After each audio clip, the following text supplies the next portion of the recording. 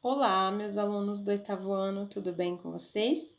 Aqui é a professora Fernanda e nós vamos iniciar agora a nossa videoaula dessa semana, ok? Queridos, eu vou começar a unidade 2, onde nós estaremos falando sobre resenha crítica. Professora, o que é uma resenha crítica?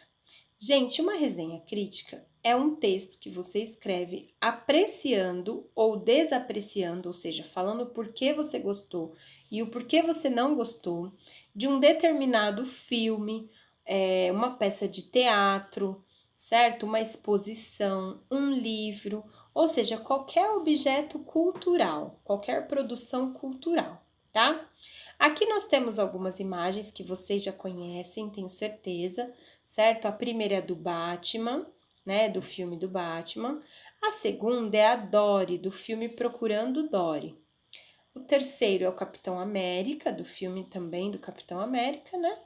O quarto é aquele esquilinho, né? Ele não tem um nome, mas ele aparece na Era do Gelo. E o quinto é o Coringa, do filme Esquadrão Suicida, tá bom?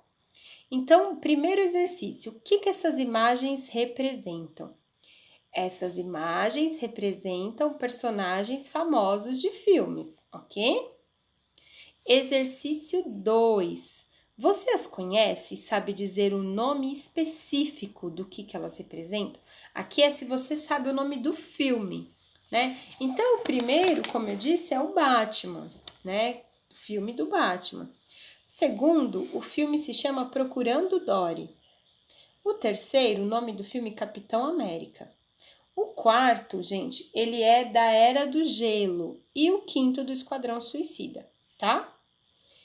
Qual das imagens se aproxima mais do universo infantil? Então percebam que nem todos esses filmes que a gente citou aí são filmes infantis. Na verdade, só tem dois infantis de verdade, que são classificação infantil, que é o segundo, a imagem da Dory, e a imagem 4, que é da Era do Gelo. Esses dois filmes são infantis, tá?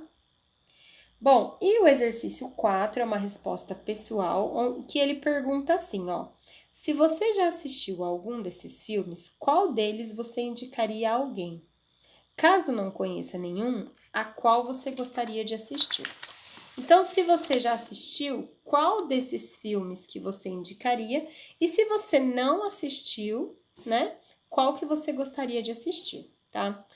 Você vai colocar a sua opinião. Eu vou falar a minha. Eu sou apaixonada por histórias em quadrinhos. Então, claro que eu ia indicar o Batman, com certeza, né? Porque ele é um personagem muito, muito, muito é, da minha infância, tá? Vocês podem indicar o que vocês gostarem. Bom, na próxima página nós vamos falar um pouquinho sobre a origem do cinema. Gente, a origem do cinema, ela está relacionada à necessidade do homem de produzir movimento. E o cinema, ele apareceu, digamos assim, a primeira ideia de cinema há 5.000 anos, lá na China. Olha só quanto tempo. Por quê? Lá na China existia um teatro chamado Teatro das Sombras, em que os objetos eram recortados e manipulados de forma que eles parecessem, representassem os heróis, os dragões e os príncipes, tá bom? Então essa é a origem do cinema, tá? Agora nós vamos ler uma resenha crítica do filme Oz Mágico e Poderoso. Esse filme é de 2013 e quem não assistiu eu indico que procure na internet e, se possível, assista, porque esse filme é muito legal, tá? Então, percebam que a resenha crítica ela começa com os dados do filme.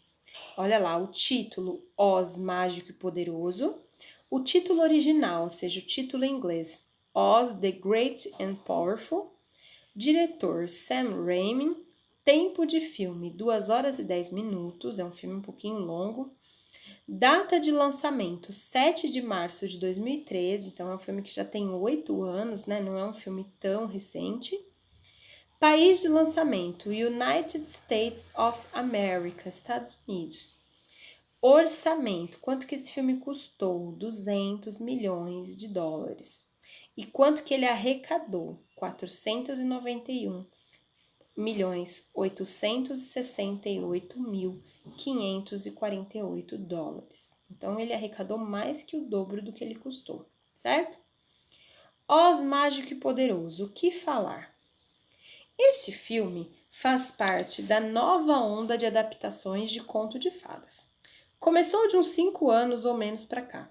O primeiro filme da saga Crepúsculo pode ser considerado um marco dessa nova onda.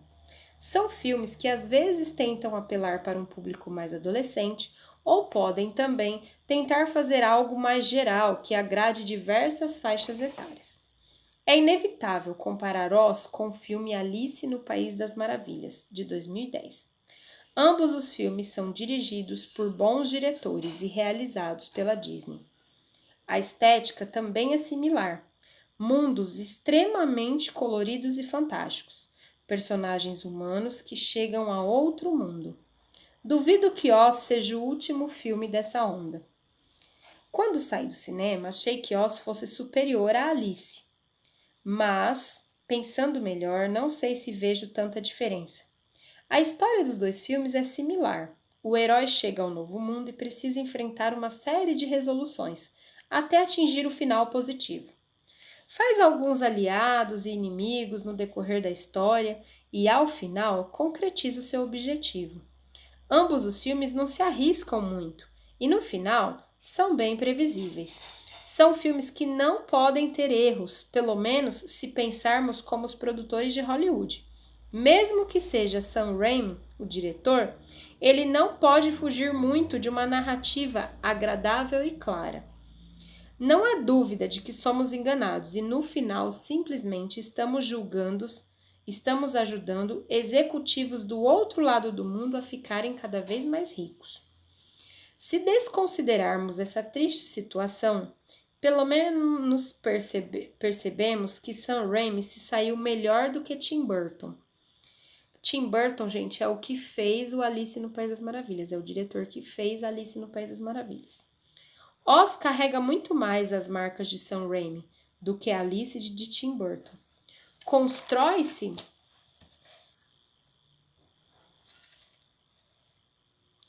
um tom de ironia em relação ao protagonista, que no fundo não passa de um gigantesco enganador. O filme tem alguns diálogos inteligentes e cômicos e algumas vezes surpreende. De modo geral, o roteiro é razoável para bom. Não passei por nenhum momento de constrangimento mais sério. Os atores trabalham bem. James Franco é um dos melhores atores da nova geração. E as atrizes femininas seguram bem os seus papéis. Todo o visual do filme é legal.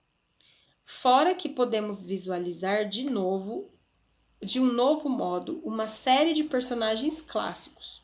Adorei ver os babuínos alados mais uma vez. Em alguns momentos, vemos ecos de filmes antigos de Raimi e seu horror cômico. Raimi fez o que pôde para conseguir impor sua visão em Oz. Oz é razoável, mas, mesmo com esforços de Sam Raimi, não passa de um filme mediano.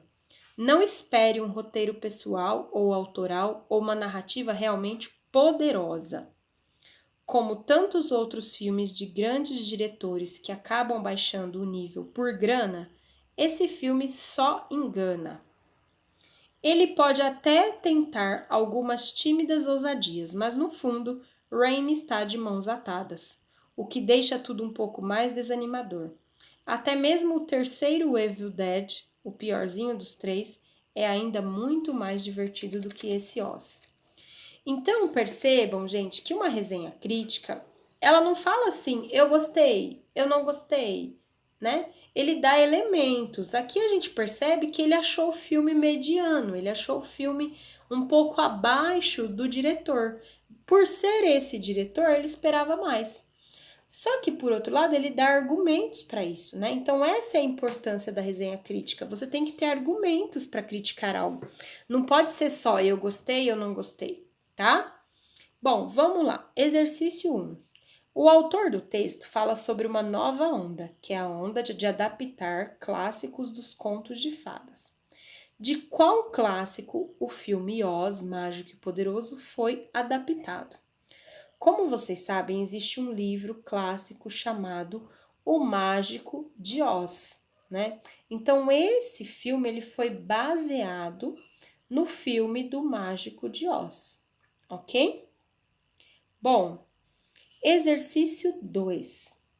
O que aproxima os filmes Oz, Mágico e Poderoso e Alice no País das Maravilhas? Bom, gente, mesmo que você não tenha assistido esses dois filmes, vamos pensar o seguinte: os dois filmes, ele compara isso, ele fala isso no texto, né? Os dois filmes, eles pertencem ao mundo fantástico, né? Eles têm personagens humanos que chegam nesse novo mundo, fazem amigos e inimigos e no final atingem um determinado objetivo. Então é isso que esses dois filmes têm em comum, tá? Isso tá lá no texto, então vou repetir, ó. Os dois filmes têm mundos fantásticos, personagens humanos que chegam ao outro mundo, fazem amigos e inimigos e no final atingem o objetivo. Ok? Isso que esses dois filmes têm em comum. Porque o autor do texto afirma que o final do filme é previsível, né? Como ele mesmo fala, gente, a gente sabe que o mocinho vai conseguir no final fazer o que ele quer. Então, por isso que é previsível, porque o herói concretiza o seu objetivo. Isso é típico do conto de fada, né? O conto de fada é aquela história do viveram felizes para sempre. Então, claro que também o filme ele não podia fugir disso, né? Então, o final do filme é previsível porque a gente já espera que o herói vai conseguir concretizar o seu objetivo, tá? Exercício 4. Observe este trecho do texto. Não há dúvida de que somos enganados e no final simplesmente estamos ajudando executivos do outro lado do mundo a ficarem cada vez mais ricos. Ele faz uma crítica, né? Agora, o que ele está criticando, gente? Ele tá criticando o fato das pessoas acreditarem que o filme seria bom e no final se decepcionar, né? Então, é o item A, tá? Porque no item A ele fala assim, ó, o engano ocorre pois o telespectador acredita que o filme é bom, mas se decepciona por ser algo que ele já espera, né? Então, na verdade, é mais do mesmo. E aí a gente tá só ajudando o pessoal que fez o filme a ficar mais rico. É isso que ele tá falando, tá? É uma crítica bem forte dele. Exercício 5. De acordo com o texto, quais são os aspectos positivos? Então, perceba que, mesmo depois de criticar, ele ressalta aspectos positivos. Essa é a resenha. Ela não fala só mal, ela fala o que tem de bom e o que tem de ruim. Bom, então, de acordo com o texto, o diretor, que é o Sam Raimi, ele conseguiu colocar característica dele no filme, né? A gente consegue identificar lá naquele filme características que são parecidas com outros filmes que ele já dirigiu. Ele não perdeu a personalidade dele para fazer o filme, tá? Ele perdeu um pouco porque ele ficou limitado, porque a história já é conhecida. Porém, ele não perdeu completamente, tá bom? Bom, então, na próxima página tem mais espaço para responder essa questão, tá? A resposta vai ficar assim, ó. O diretor conseguiu imprimir as suas características ao filme, porque é possível assistir o filme e perceber características pessoais dele, né? Então, essa é a resposta, tá bom? Exercício 6. Qual é a opinião do autor sobre o diretor do filme a respeito do seu trabalho em outros filmes? Então, a opinião dele é que ele fala que esse é um grande diretor, é um grande profissional. Essa é a opinião dele, né? Tá claro isso lá no texto, tá?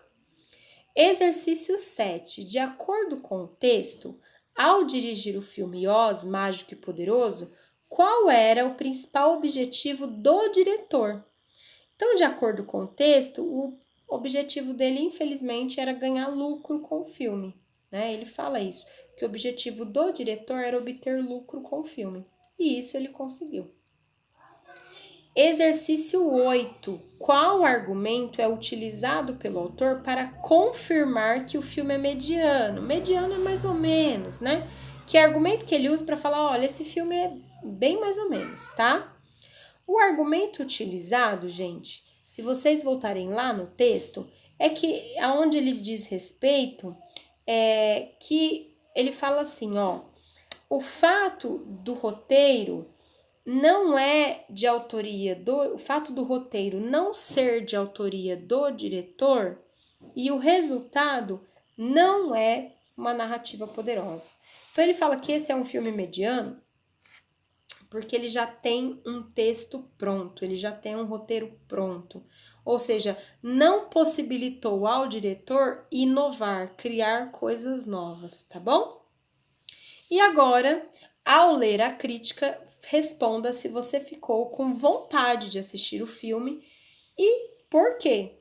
Eu fiquei porque eu fiquei curiosa.